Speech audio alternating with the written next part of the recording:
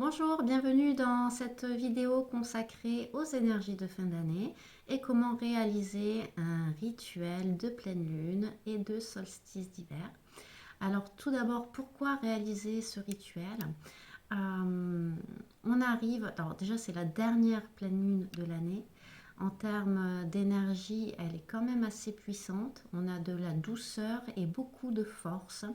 C'est le moment d'en profiter pour envisager ce que vous voulez voir se réaliser dans votre vie pour l'année prochaine.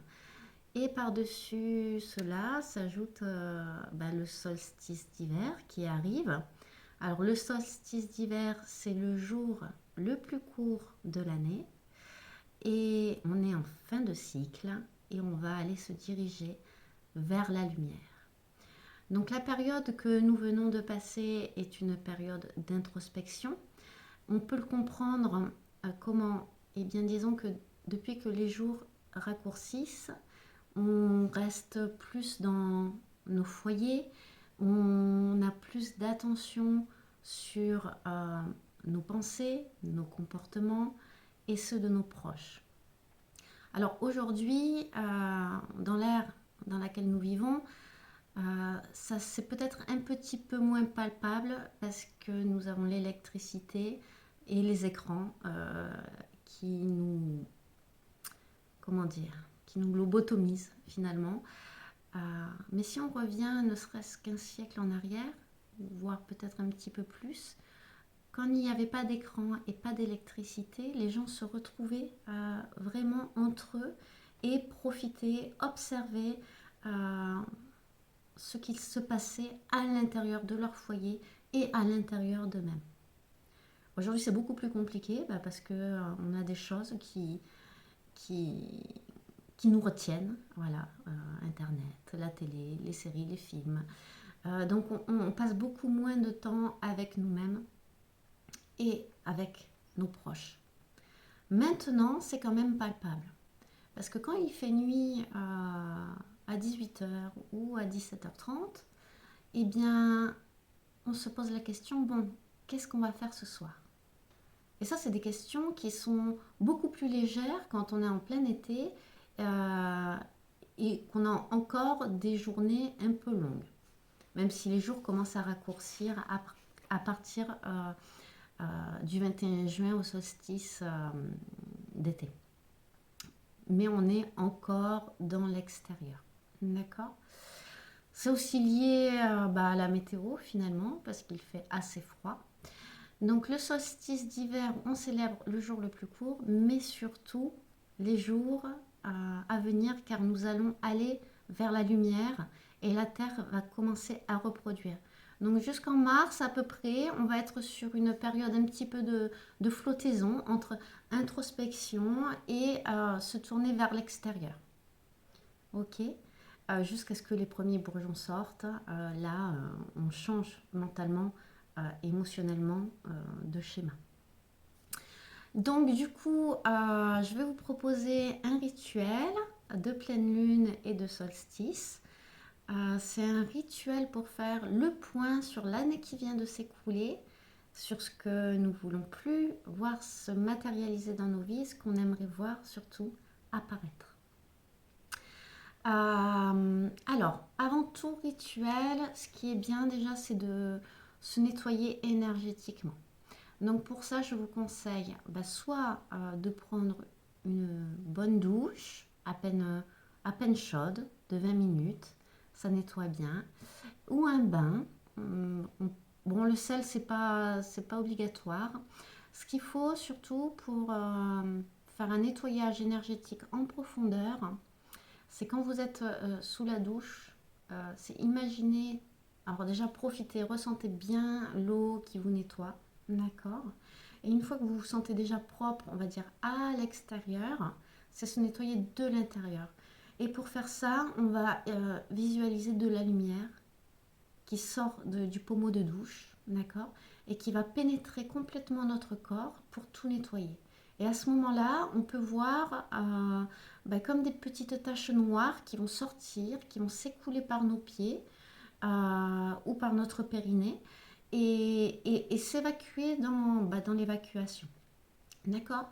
Donc c'est se nettoyer de l'intérieur. Donc on visualise bien cette lumière très blanche, très lumineuse.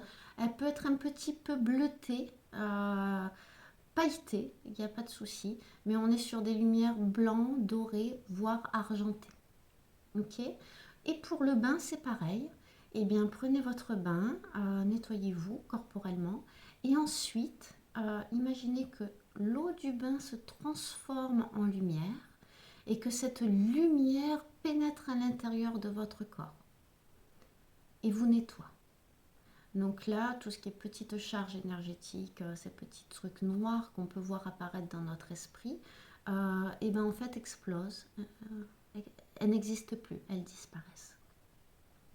Profitez de ce moment pour être dans le moment présent, pour être ici et maintenant, ressentir tout ce qui se passe à l'intérieur de vous, dans votre esprit et même à l'extérieur de vous. Une fois que vous êtes bien nettoyé, eh bien vous pouvez commencer à préparer votre rituel. Donc pour ça, vous allez avoir besoin de 3 bougies. Si vous avez des neuvaines, c'est très bien. C'est même mieux parce que ça va amplifier le phénomène. Vous aurez besoin d'un petit bocal en verre que vous pourrez fermer, de 3 petits bouts de papier ou de parchemin, d'un stylo ou d'une plume avec de l'encre. Ça peut être par exemple de l'encre de Chine ou de l'encre sang de dragon. Et d'un peu de ficelle. Ok? Alors, avant de commencer, on va déjà installer votre table ou votre lieu où vous allez réaliser votre rituel. Vous allez allumer 3 bougies, donc une en face de vous, d'accord, et 2 sur les côtés, en face de vous toujours, pour former un triangle. Au centre de ce triangle, vous allez mettre le matériel que je viens de vous citer.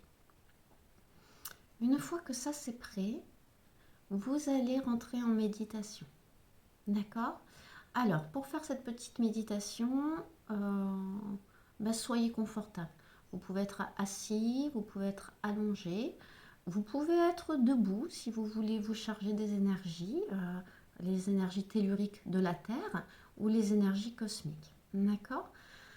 Vous pouvez ouvrir les mains si vous êtes debout, de manière à pouvoir vous remplir d'énergie. Si vous êtes assis, c'est pareil, vous pouvez mettre vos mains ouvertes et allongées, pareil. D'accord? Et pendant cette méditation, vous allez commencer déjà à fermer les yeux, prendre une grande inspiration, bloquer, et laissez s'expirer tout seul. Vous faites ça 2-3 fois. On bloque. Voilà. Comme ça, vous allez passer dans un état mental de sérénité. Et puis, vous allez donc commencer à observer tout ce qui se passe dans votre corps. Donc, on va être sur du moment présent. Donc, l'inspiration, l'air qui rentre dans votre nez, qui rentre dans les poumons, le ventre qui se gonfle. Pensez à la respiration ventrale, c'est très important. Et ce qui se passe sur votre corps, la sensation de l'air, et puis les sensations auditives, ce que vous entendez autour de vous. Voilà, on va de l'intérieur vers l'extérieur. Une fois que vous êtes bien relaxé, eh bien vous allez faire une introspection sur l'année qui vient de s'écouler. D'accord? Vous pouvez remonter si vous pratiquez déjà les rituels, soit au solstice de l'année dernière, soit à Noël. D'accord? Et visualisez cette année. Visualisez tout ce que vous avez accompli. Ce qui a été compliqué, ce que vous avez surmonté. Voyez les choses positives. Voyez à quel point vous avez réussi à faire face. D'accord? Prenez le temps vraiment de faire le point sur cette année. Et prenez le temps de faire le point sur ce que vous ne voulez plus dans votre vie. C'est très important. Une fois que cette méditation est réalisée, alors il n'y a pas de temps à respecter. C'est un moment avec vous-même. C'est la dernière introspection de ce cycle. D'accord. Ça peut durer chez certaines personnes 5-10 minutes et chez d'autres une demi-heure, 1 heure. Il n'y a pas de limite. Il faut que vraiment vous fassiez le point. Ok. Une fois que c'est fait, vous vous asseyez, vous vous mettez face à votre hôtel que vous avez mis en place tout à l'heure. Alors, comment ça va se passer? Vos bougies sont déjà allumées, d'accord? Vous allez prendre vos parchemins ou vos petits bouts de papier, 5 par 5, 6 par 6, hein, ça suffit en taille. Hein. Et vous allez écrire dessus vos souhaits pour l'année à venir. Faites les choses en conscience. Prenez le temps de matérialiser vos désirs sur ce petit bout de papier. Une fois que vous aurez écrit vos vœux, alors vous pouvez en avoir 1, 2, 3, d'accord? Il n'y a pas de nombre. Si vous en faites 1, c'est très bien. Si vous en faites 3, c'est très bien. Et 2 aussi. Ok? Donc du coup, une fois que c'est fait, vous allez prendre votre petit bout de ficelle, vous allez enrouler vos parchemins et fermer avec votre ficelle. C'est bien une ficelle naturelle, en coton ou en lin par exemple. Vous allez prendre votre petit bocal et vous allez les mettre dans votre bouteille en souhaitant être exaucé. Je souhaite être exaucé pour ce vœu. Je souhaite être exaucé pour ce vœu. Et je souhaite être exaucé pour ce vœu. Et vous allez refermer votre petit récipient, le prendre dans vos mains et envoyer toute l'énergie d'amour que vous avez en vous dans ces souhaits et dans ce petit contenant. D'accord? Alors moi, j'ai celui de l'an dernier. Voilà, ça donne ça. Je vous montre. Alors, je l'ai ouvert ce matin. J'étais impatiente de voir ce qui s'était exaucé ou pas. Ce qu'il y a, c'est qu'au bout d'un an, en fait, on oublie ce qu'on a souhaité. Du coup, j'étais vraiment très curieuse. Donc, je l'ai ouverte. Hein. J'ai sorti mes petits bouts de papier, je les ai relus. Alors, sur les 3 vœux que j'ai faits, il y en a un qui a été complètement exaucé. Un qui a été, on va dire, exaucé à 70%. Et l'autre, pas encore. Mais bon, 1,5 sur 3, je trouve que c'est pas mal. Donc, ce qu'il faudra faire, remercier, soyez remplis de gratitude, de ces énergies, de cette fin de cycle, de passer à autre chose, de pouvoir vous débarrasser de ce que vous ne voulez plus et de pouvoir obtenir ce que vous souhaitez. Et donc, ce petit flacon, mettez-le, il faut que vous puissiez le voir, mais qu'il ne soit pas à la vue de tout le monde non plus. D'accord? Si c'est au sein du foyer, c'est pas grave. D'accord? Parce que dans le foyer, il y a de l'amour. Et quand vous le verrez, chaque fois que vous le verrez, dites-vous intérieurement que je sois exaucée ou que mes vœux soient exaucés. Et l'an prochain, à la prochaine dernière pleine lune de l'année, vous aurez la joie, la chance et le plaisir d'ouvrir votre flacon et de voir ce qui a été fait ou pas. C'est une manière d'avancer. C'est une manière... c'est pas avoir des objectifs parce que c'est pas des objectifs. C'est des souhaits, c'est ce qu'on désire voir se matérialiser. Donc prenez ce temps pour remplir ce flocon d'amour et de lumière. L'amour se matérialise en lumière. Donc là, on parle vraiment de visualisation, d'évocation mentale.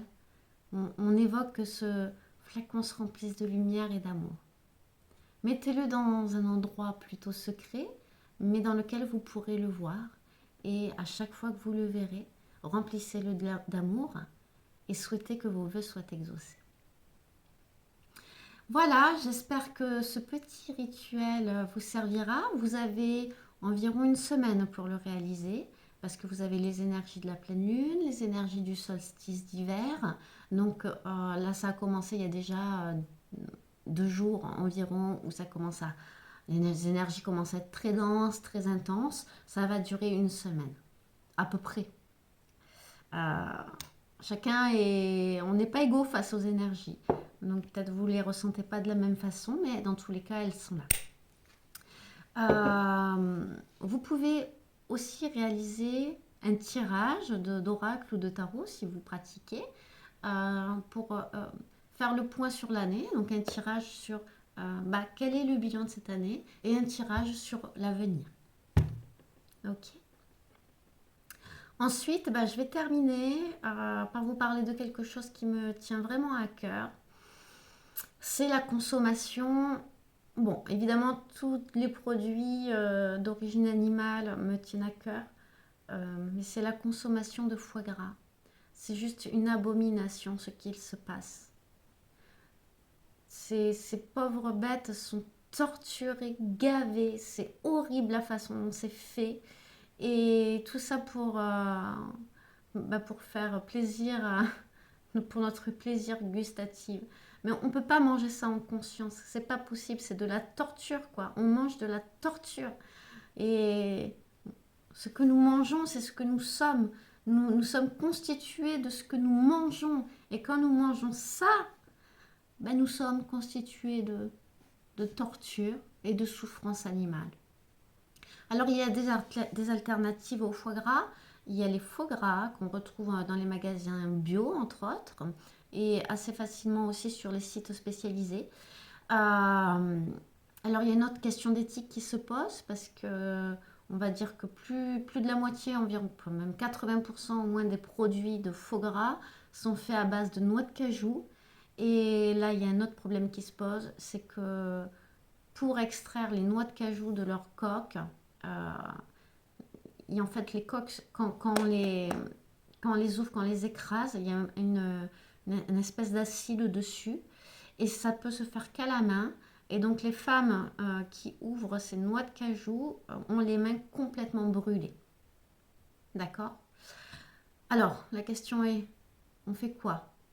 On accepte de manger la torture animale ou l'esclavage humain? Moi, je vous laisse là-dessus. Moi, j'ai fait mon choix. Il y a d'autres produits qui ne sont ni à base de foie, ni à base de noix de cajou. Je ne les ai pas encore goûtés. Donc, je ne peux pas vous dire ce que ça vaut au niveau gustatif. Au niveau du foie gras à base de noix de cajou, c'est très bon, c'est très fin, c'est très savoureux. En fait, c'est chacun fait et consomme ce qu'il veut en son âme et conscience. Je n'ai pas de conseils à donner. C'était juste mon point de vue. Je vous souhaite des très belles fêtes de fin d'année, un très beau rituel si vous le faites. Et comme d'habitude, je vous envoie énormément d'amour et de lumière. À bientôt.